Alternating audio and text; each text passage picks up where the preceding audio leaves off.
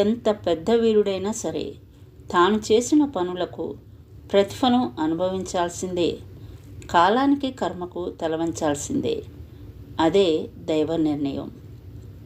నీ స్థాయిని పెంచుకోవడానికి ఇతరుల స్థాయిని తగ్గించకూడదు. మాటల్లో అబద్ధం ఉన్నా పర్వాలేదు, కానీ చూపించే ప్రేమలో మాత్రం అబద్ధం ఉండకూడదు. ఒకసారి వద్దు అని వదిలేసి వెళ్ళిన వాళ్ళు మళ్ళీ పిలిచారని పరిగెత్తుకు వెళ్ళకు. ఒకసారి ఆలోచించు.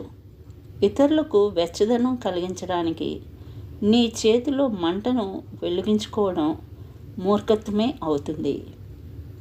అవకాశం అనేది ఆకాశం నుంచి రాదు, అరచేతి గీతల్లోనూ ఉండదు, అలసిపోని గుండెల్లో ఉంటుంది,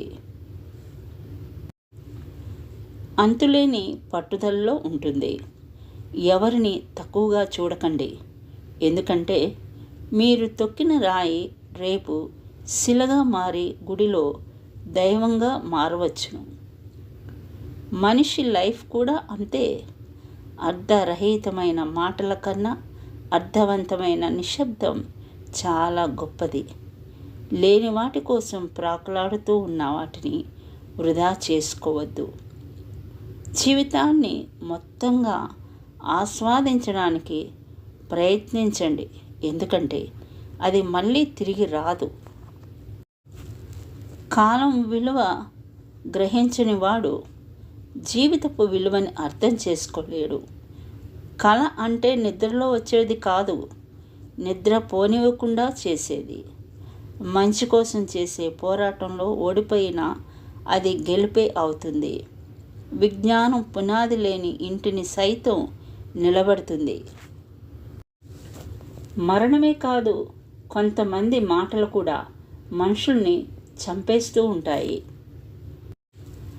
కానీ అజ్ఞానం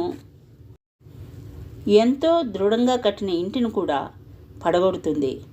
పైకి కనిపించేంత అందంగా ఏ ఒక్కరి జీవితము ఉండదు. కొందరు నటిస్తారు, మరికొందరు నెట్టుకొస్తారు. కఠినమైన మనసు వెనుక, సరళమైన హృదయం, కోపంగా అనే మాట వెనుక బాధ్యతతో కూడిన ప్రేమ ఉంటాయి.